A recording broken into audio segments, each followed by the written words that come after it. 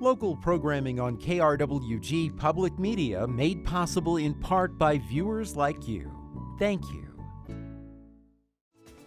This is KRWG Public Media, TV, radio, online. News that matters.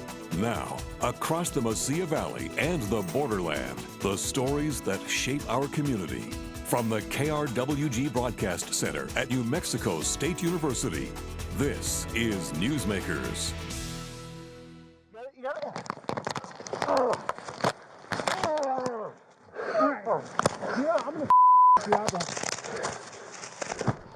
That is body camera video from the Las Cruces Police Department. Officer Christopher Smelzer is heard making the "choke you out" comment to a suspect who later died, Antonio Valenzuela.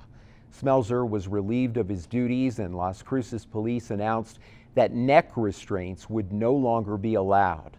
This shocking video coming not long after this video that led to a national movement for police reform.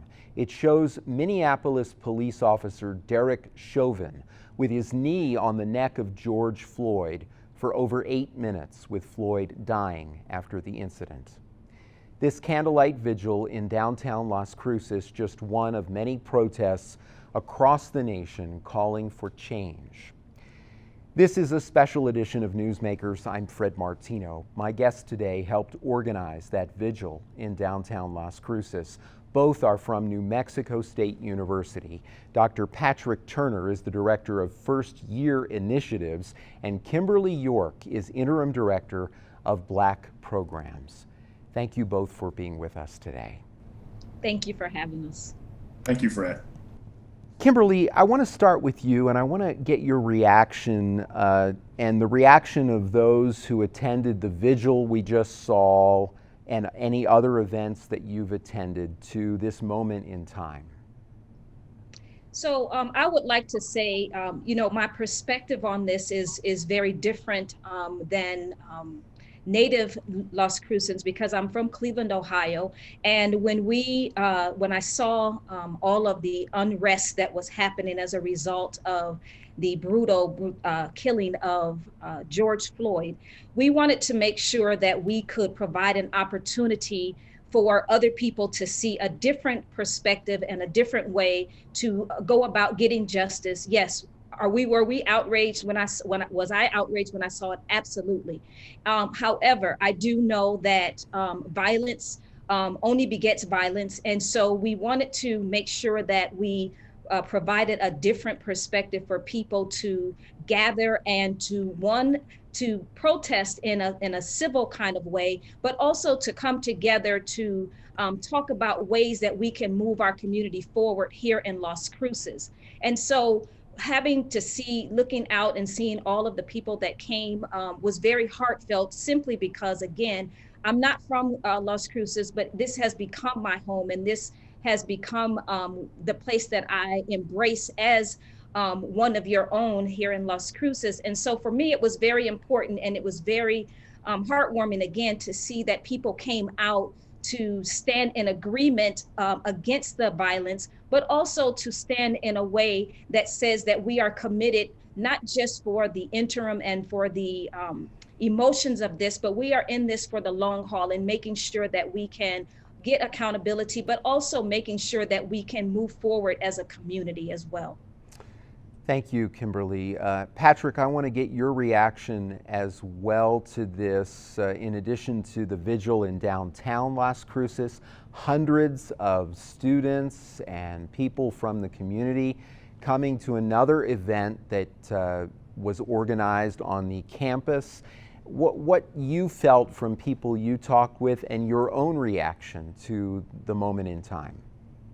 Thank you, Fred. And I'll kind of echo what Kimberly stated. For me, it was a humbling experience. I'm from Alabama, Birmingham, Alabama, and we know the civil rights history for Birmingham, Alabama, as well as I spent most of my adult life in Atlanta as well.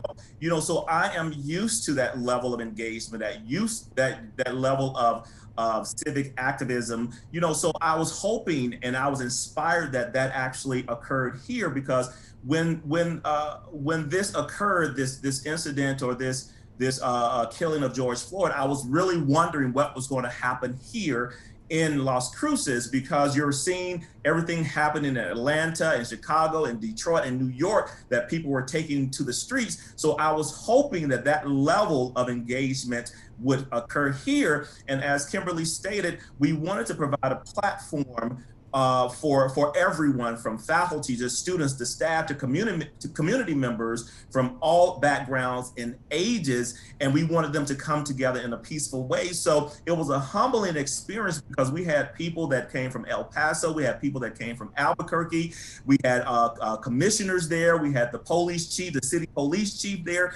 So and we also had a young group of students who were actually on the other end of Las Cruces protesting, and they actually brought their crowd to join ours as well. And that was the hope and the intent of our vigil, to bring everyone together from all backgrounds and all walks of life. Even for the event that we held on campus, we wanted to make sure that it was engaging, that it was inclusive, and it created a sense of belonging for everyone that attended.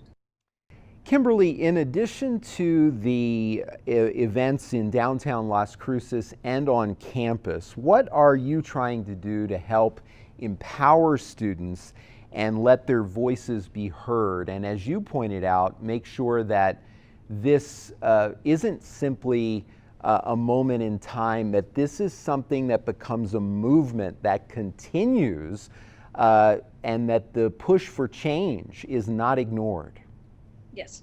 So one of the number one things is that we have been having campus conversations, and I'm brand new in my role as of July 1st. However, we have been instrumental as a department in making sure that people have a safe space to discuss their concerns. Because I truly believe, based on my background as a mental health therapist, that we all have biases, and not intentional biases, but yet we all have them. And so I think that it's extremely important during this time that for Black programs that we are leading the way, not having all of the answers, but leading the way and making sure that all departments across our campus know that we are here to support them in their departmental efforts. And as a matter of fact, and also during the campus-wide initiatives that are going to be coming out of such a tragedy.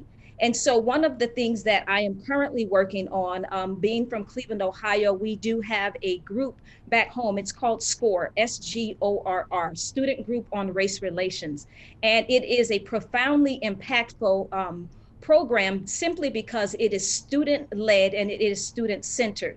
And it is an opportunity for students to come together in a trained format, using a curriculum, coming together to say, hey, we recognize that we are having some challenges culturally as well as systemically. And so it provides an opportunity for young people, because we know that right now, our young people are the ones that will lead us in a different way. And so if we provide a platform for them to do that in such a way that we value their voices, then it will have long-lasting impact. And so the other thing that we are doing here on campus is making sure that we are available via trainings or via questions that departments may have or on how to get started.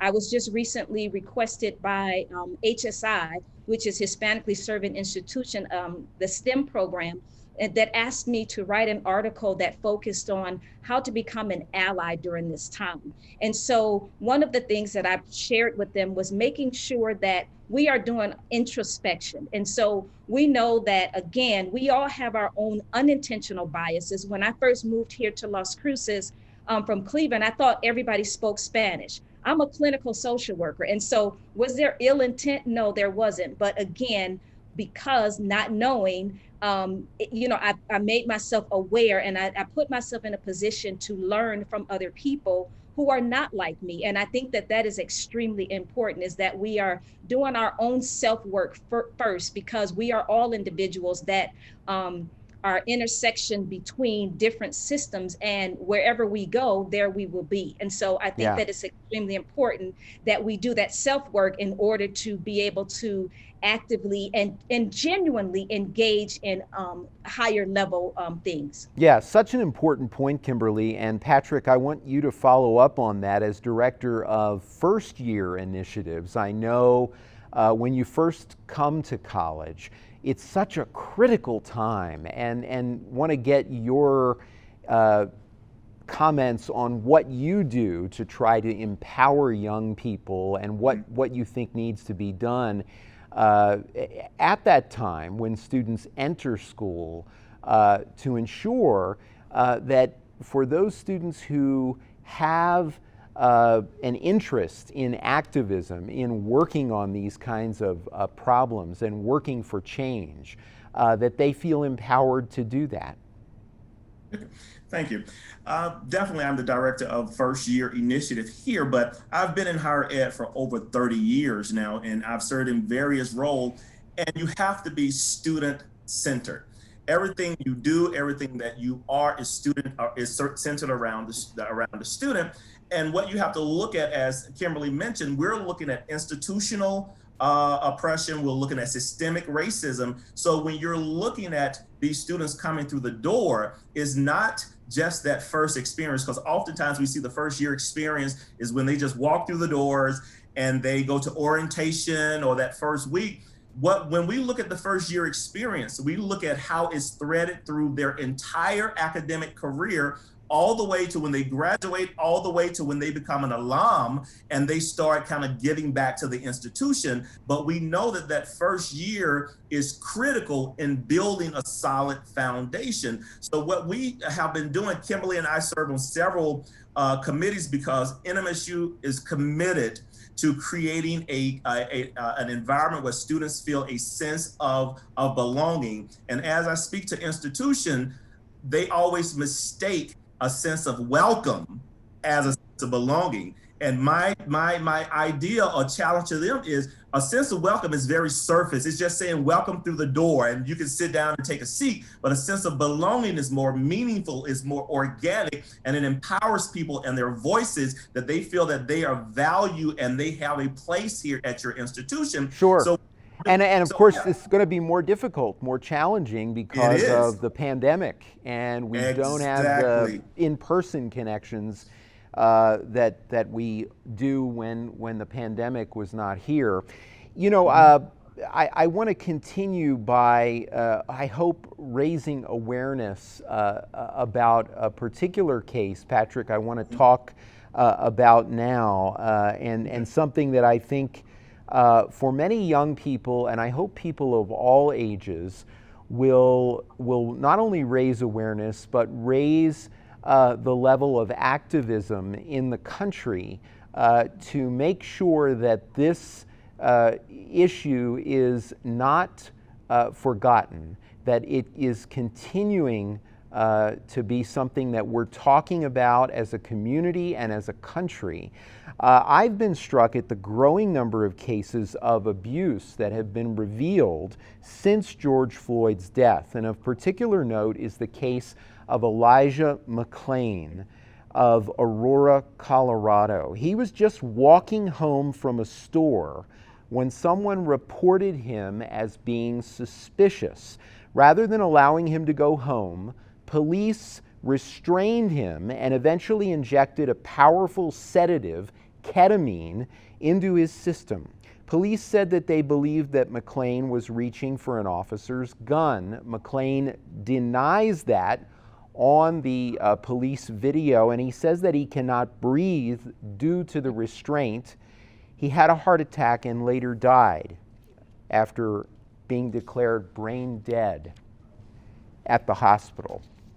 As in so many cases, the Aurora, Colorado Police Department says that no action was taken, and this case did not even come to light nationally until after George Floyd's death, and no action was taken because the officers followed procedure.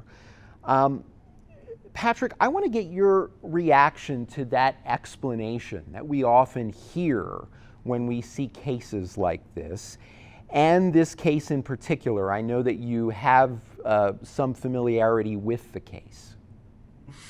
Unfortunately, I'm not surprised. I'm always hurt because anytime when there is a loss of life, and definitely a loss in life in such a brutal way and at such a young age, I'm always hurt. I'm outraged, but unfortunately, I'm never surprised. My mind goes straight to the family of this is something that they will live with for the rest of their lives. This is something that they have to see over and over again in the news. And you can just only imagine a mother or father or cousin or something seeing your loved one going through this worst possible moment of their life on TV in front of the world. But unfortunately, this is something that is not new. This is something as a Black male, as a man of color, that we have experienced for hundreds of years.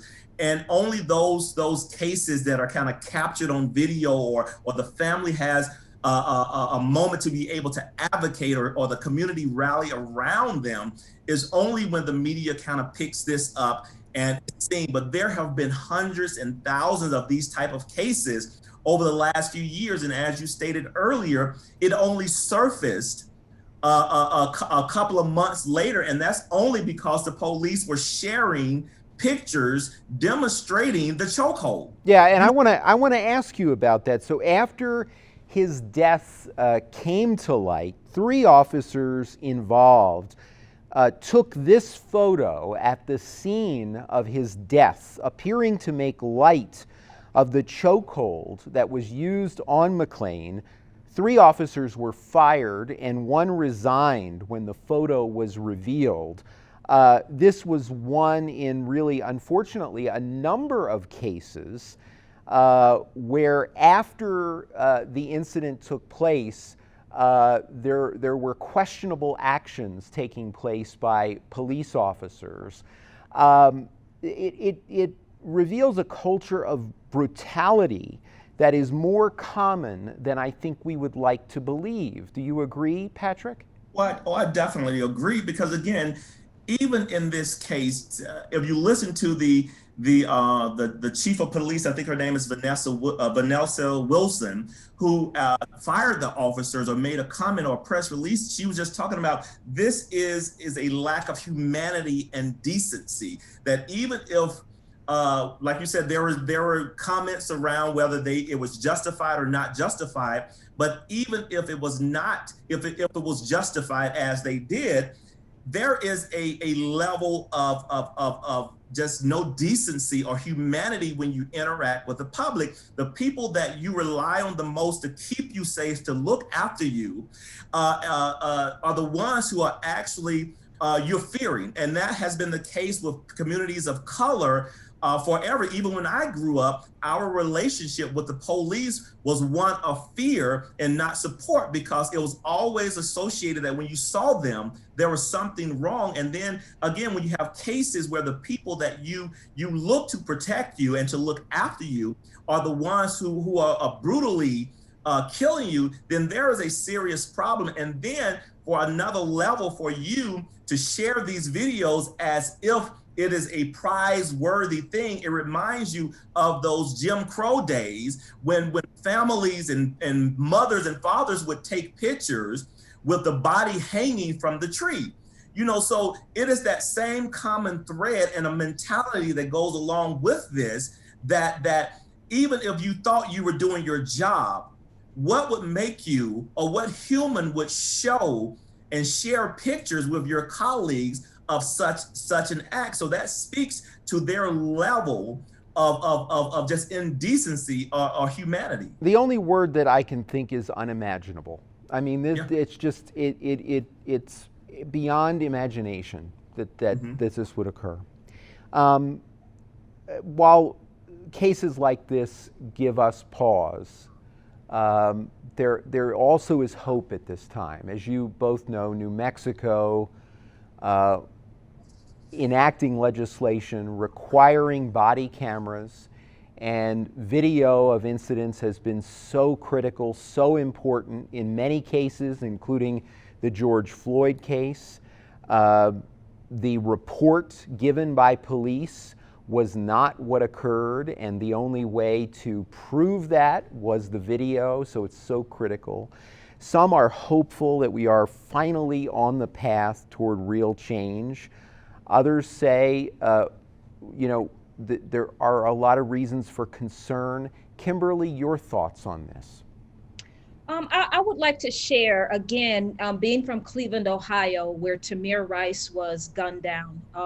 One of the things that I think is extremely important, yes, body cams are extremely important, and it is a great first step. However, beyond the visual things that are very obvious that are happening, there has to be a level of accountability that aligns with the need and the resolve of these body cameras. Because I think that that is another source of great injustice for families, because you are seeing these things live on television or live, playing from these video, from the body cams, and yet the level of injustice still remains. And so I believe very wholeheartedly, I serve on the Governor Lujan Grisham's Office of African American Affairs, the executive committee. And so it also reminds me that we also have to support organizations that have the capacity to push things forward in support of the people of color and our Black community. And so I also believe that in addition to making sure that accountability is held, I also think that funding efforts need to be targeted at prevention and making sure that young people have the resources and the educational tools that they need to talk about these things, again, because what is happening around the world is that young people are seeing these things playing over and over and over again. And in their minds, for some young people, they recognize and realize that this is wrong, but for others, they see this as this is the way that things are and this is the way things have been. We were recently doing a video session with a group of student leaders here on campus.